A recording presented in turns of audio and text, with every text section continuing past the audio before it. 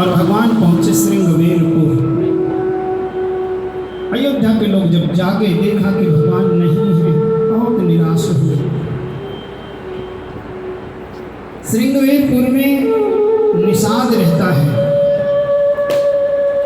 भगवान की सारी रात निषाद से चर्चा हुई और सुबह कहा कि हम गंगा पार जाना चाहते हैं। केवट से कहा गया गंगा पार जाने के लिए, तो ये केवट बड़ा चतुर है। केवट के हाथ में मौका आया, ये चूकना नहीं चाहता, और हाथ में मौका आए उसको अगर चूक जाए तो इससे बड़ा मूर्ख कोई होता नहीं है। केवट को मौका मिला है तो केवट ने कहा कि आपको अपने चरण धुलवाने पड़ेंगे। आपके चरणों की जो धूल है ना, उसकी महिमा सुन रखी है। और देखो, जो मौका चूक जाए उसे क्या मिलता है, बताऊं थोड़ा। एक बार 4 मित्र थे, 4 दोस्त थे। ध्यान से सुनना, मौका चूक जाए तो क्या होता है। हिंदू, मुस्लिम, सिख और ईसाई, 4 अच्छे दोस्त थे।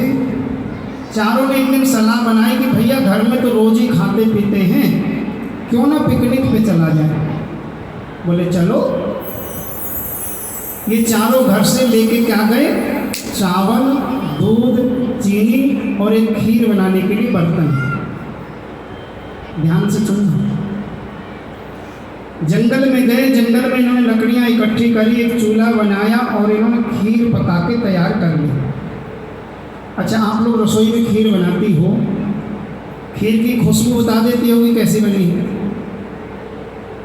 जब इन्होंने खीर बना ली ना, खीर की खुशबू बता रही थी बहुत स्वादिष्ट बनी होगी, लेकिन बनने के बाद ना थोड़ी सी रह गई। खाने वाले 4 और खीर एक व्यक्ति के बराबर है, एक व्यक्ति के लायक। तो इन चारों ने विचार किया, भैया यदि चारों खाएंगे तो एक को भी स्वाद नहीं आएगा। ऐसा करते ही ये खीर एक व्यक्ति खाए और इसका स्वाद सबको बताए। बोले हाँ ये तो ठीक है, लेकिन इसका फैसला कैसे होगा, खाएगा कौन। क्योंकि सुबह के गए, चारों को भूख लगी हुई थी और खानी एक ने, कौन खाए इसका फैसला कैसे हो। एक ने कहा भैया ऐसा करो, इस खीर को ना ढक के रख दो। सो जाते चारों, सो करके रात में सपना देखेंगे खीर के बारे में सोच सोच करके, और जिसका सपना सबसे ज़्यादा अच्छा होगा वो ये सारी खीर खाएगा और फिर अपना सपना सबको बताएगा। बोले चलो भाई ठीक है, सो जाओ। तो मुस्लिम, सिख, ईसाई लेटते ही नींद आई, क्योंकि सपना अच्छा देखना था, बड़ा देखना था। और बेचारा हिंदू, एक तो भूखा और दूसरा पास में खीर रखी हो, नींद आ जाएगी क्या है। हिंदू भूखा है, पास में खीर रखी है, नींद आ जाएगी। कोशिश बहुत करी बेचारे ने, बार बार लेट जाता है, सोने की कोशिश करता है, फिर उठता है, फिर खीर की तरफ देखता है और फिर लेट जाता है। थोड़ी देर बाद फिर उठता है, फिर खीर की तरफ देखता है और फिर लेट जाता है। ऐसे करते करते रात के 12 बज गए। जब बिल्कुल मजबूर हो गया, बिल्कुल नहीं रहा गया बेचारे से, तो फिर उठ के धीरे से उस खीर के पास में गया, ढक्कन खोला, सारी खीर चाटी और सारी खीर चाट करके मुंह पोंछ के फिर आराम से सोया। खूब नींद आई। सुबह ये तीनों जगह, मुस्लिम, सिख, ईसाई, लगे हिंदू को जगाने। भाई जाग, सपना सुना अपना। बोला सुना लो आपस में। बोले क्या मतलब। बोला हाँ सुना लो। मेरी तो कमर दुख रही भैया, बिल्कुल टूट रही कमर। बोले कमर टूट रही है, कमर से क्या लेना देना है, खड़ा होकर सपना सुना लो आपस में। अब इन तीनों ने सोचा चलो इसका सपना तो बाद में सुन लेंगे, अपना सुना देते हैं। तीनों ने अपना अपना सपना सुनाया। मुस्लिम बोला भाई मेरा सपना सुनो, रात मैं तो मक्का मदीना में गया और मैंने अल्लाह ताला के दर्शन किए। बोले भाई सपना इसका बहुत अच्छा है। सिख बोला मेरा सुनो, मैं तो गुरु नानक साहब के साथ में स्वर्ग में था, सारी रात गुरु नानक साहब से बातें करी मैंने। बोले भाई सपना कम नहीं है इसका भी। ईसाई बोला मेरा सुनो, मैं तो रात में ईसा मसीहा के साथ में स्वर्ग के चक्कर काट रहा था, 7 परिक्रमा लगाई मैंने स्वर्ग की। बोले भाई सपना जोरदार है, इसका भी कम नहीं है। अब तो इस हिंदू को जगह फैसला हो जाए, फिर कौन खाएगा खीर। इन तीनों ने हिंदू को पकड़ के हिलाया जोर से, और जोर से हिला के कहा बैठ, उठ करके सपना सुना। अब हिंदू उठ करके बैठ गया, बोला सुनो सपना, जब ज़्यादा ही परेशान कर रहे तो सुन लो। बोले हाँ सुना। बोला आधी रात के बीच में, बोला आधी रात के बीच में आए हनुमत वीर, मारा मुक्का पीठ पे, बोले खांसारी खीर।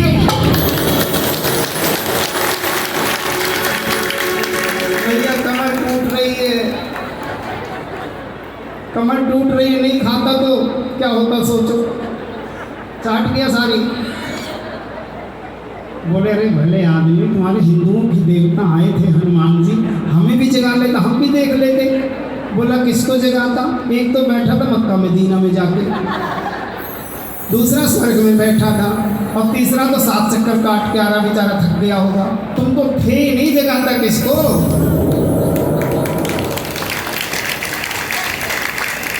अब ये बोले अब ये बता कि अब क्या किया जाए, मतलब मौका जो चूक जाए उसको क्या मिलता है, अब बता रहा हूँ मैं आपको। इन तीनों ने पूछा अब बता अब क्या करें।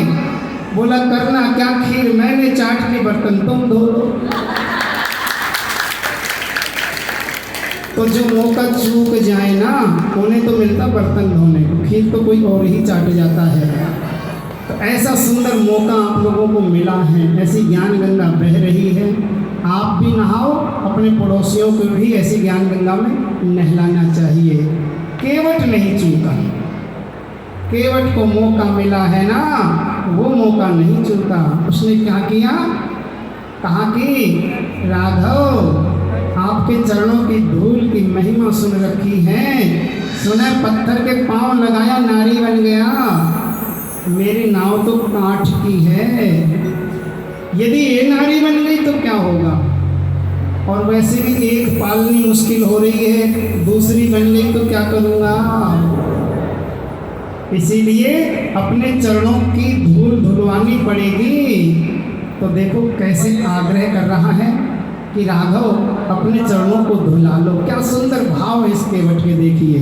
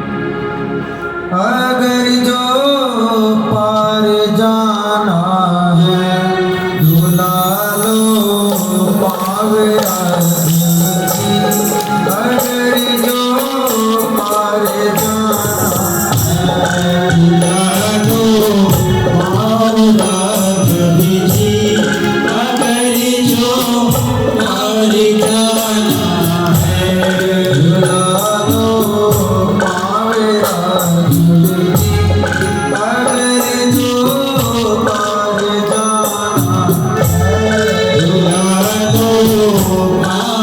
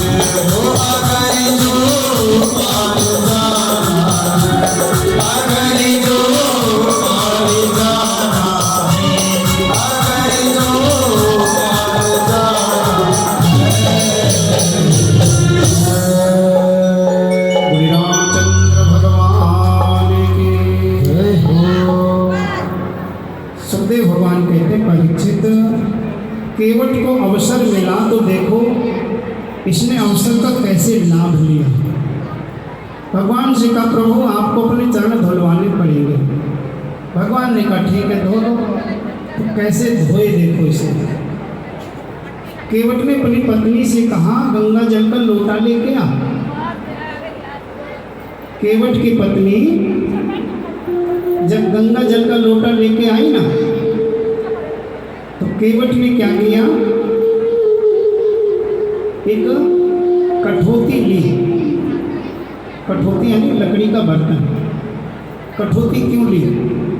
भाई पीतल का बर्तन या स्टील का बर्तन, इसको तो धो करके रख दो, थोड़ी देर बाद सूख जाता है। लेकिन लकड़ी का जो बर्तन है ना, उसका पानी जल्दी से सूखता नहीं है, लकड़ी अपने अंदर पानी रख लेती है। तो सोचा भगवान का चरणोदक कठौती में होगा ना, तो रोज इसमें आटा बनेगा, रोज उनका चरणोदक मिलेगा और ये जीवन भर चरणोदक इसमें बना ही रहेगा। कितना चतुर था केवट। अब कठौती को कैसे पकड़ा? कठौती को ऐसे एक हाथ में रख लिया और भगवान से कहा इसमें एक पाँव रख लो आप। भगवान ने एक पाँव रख लिया कठौती में। केवट की पत्नी गंगा जल डाल रही है, केवट पैर धो रहा है, तो केवट का हाथ हिल रहा था। जब केवट का हाथ हिल रहा था ना, तो भगवान हिल रहे थे।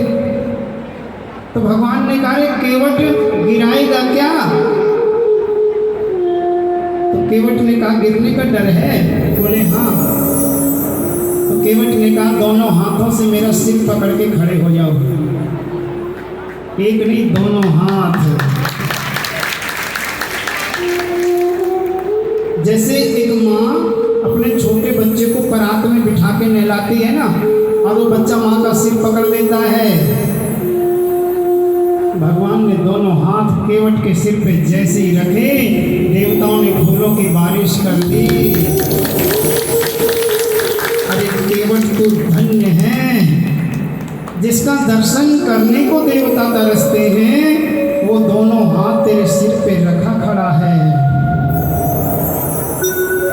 और भगवान ने यहाँ पे सुमंत जी को वापस लौटने को कहा कि सुमंत जी अब आगे मैं अपने आप चला जाऊंगा, आप वापस लौट जाओ।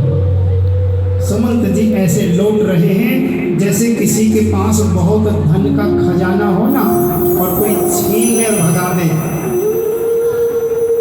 सुमंत जी लौट गए यहाँ से, भगवान की आज्ञा नहीं काट सकते। भगवान केवट के साथ गंगा पार गए, और जब नाव को करवाई देने लगे ना, तो केवट कहता है प्रभु क्यों रीति बिगाड़ रहे हो? एक नाई नाई से नहीं लेता, धोबी धोबी से नहीं लेता, तो एक मल्लाह दूसरे मल्लाह से कैसे ले ले? लक्ष्मण ने कहा मल्लाह, अरे हम तो क्षत्रिय हैं। केवट ने कहा तुम नहीं जानते, वो तो यही जानते हैं। भगवान राम से कहा आप भी नाव चलाते हो, मैं भी नाव चलाता हूँ, दोनों ही तो मल्लाह हुए। फर्क इतना मैं गंगा में चलाता हूँ और आप भवसागर में चलाते हो। मैं गंगा पार करता हूँ, आप भवसागर पार करते हो। आप मेरे द्वार आए थे, मैंने उतार दिया, जब मैं आपके यहाँ आऊँ तो आप मुझे पार उतार देना। भगवान गंगा जी के उस पार जाके भारद्वाज जी के आश्रम में गए, फिर वाल्मीकि जी के आश्रम में गए। वाल्मीकि जी से अपने रहने लायक स्थान पूछा। वाल्मीकि जी हंसने लगे, बोले प्रभु आपके लायक स्थान आप कहाँ नहीं रहते ये बताओ। लेकिन फिर भी पूछ रहे तो ऐसा करो, पास में चित्रकूट है, आप चित्रकूट चले जाओ।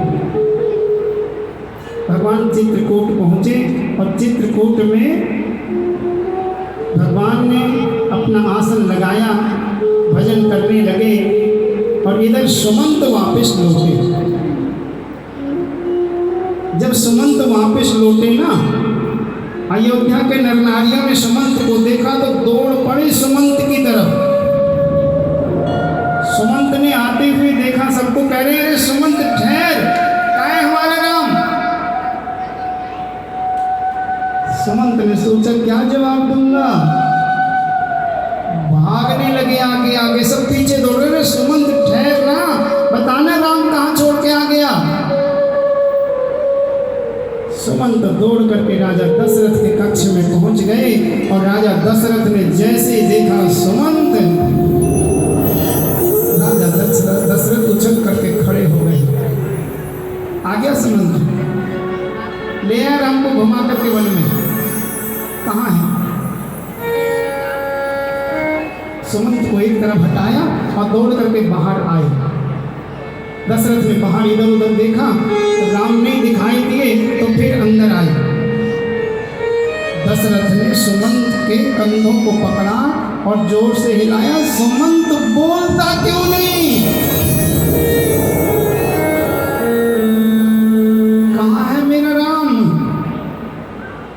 सुमंत ने नीचे गर्दन किए किए कह दिया, राम नहीं लौटे। और जैसे सुना राम नहीं लौटे, राम राम कही राम कही, राम राम कही राम, तन पर हरि विरह राव गयो सुरधाम। राम राम कहते कहते राजा दशरथ जमीन पे गिर गए और पंच भौतिक शरीर को छोड़ दिया। ननिहाल में रहते थे भरत और शत्रुघ्न के पास सूचना गई, वो आए, आके पिता की अंत्येष्टि की, अंतिम संस्कार किया। शत्रुघ्न सीधे मंथरा के पास गए, अरे मंथरी क्या बिगाड़ा था हमारे राम ने? और भरत सीधे अपनी मां कैकेयी के पास, जो मुंह में आया सो कहा कैकेयी से, अरे मां तेरी जैसी मां होती है, पैदा होते ही गला क्यों नहीं घोंट दिया?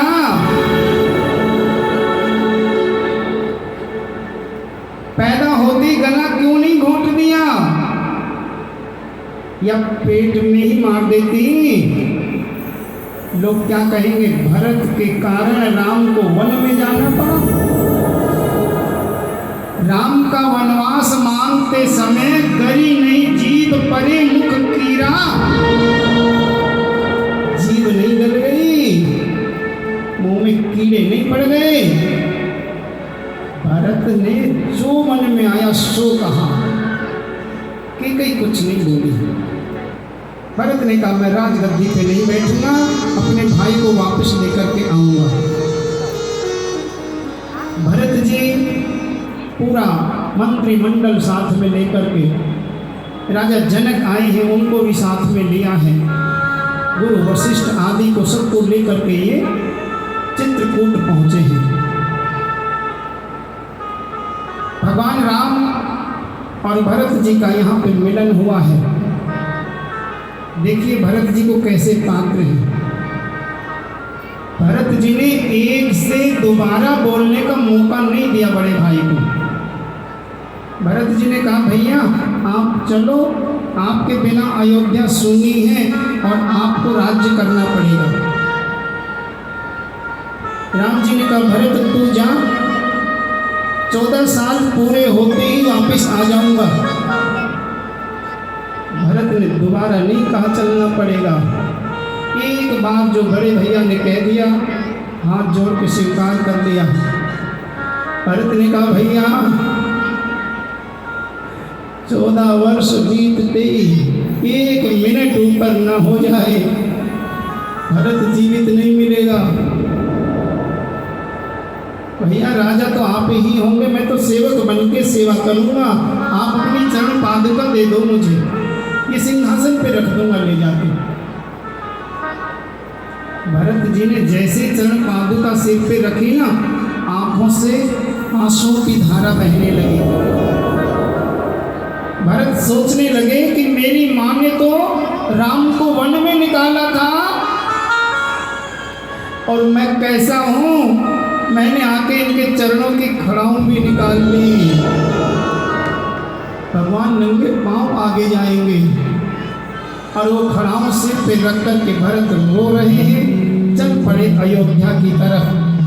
देखो ये राम भक्त राम की निशानी लेके चला है, कैसी सुंदर झांकी है, देखो ये झांकी हुआ। राम भक्त ले चला रे राम की निशानी, राम भक्त ले चला रे राम की निशानी, राम भक्त ले चला रे राम की निशानी, राम भक्त ले चला रे राम की निशानी, राम भक्त ले चला रे राम की निशानी, राम भक्त ले चला रे राम की निशानी। ओ शीश पे खड़ा, ओ शीश पे खड़ा, शीश पे खड़ा अखियों में पानी, राम भक्त ले चला रे राम की निशानी, राम भक्त ले चला रे राम की निशानी।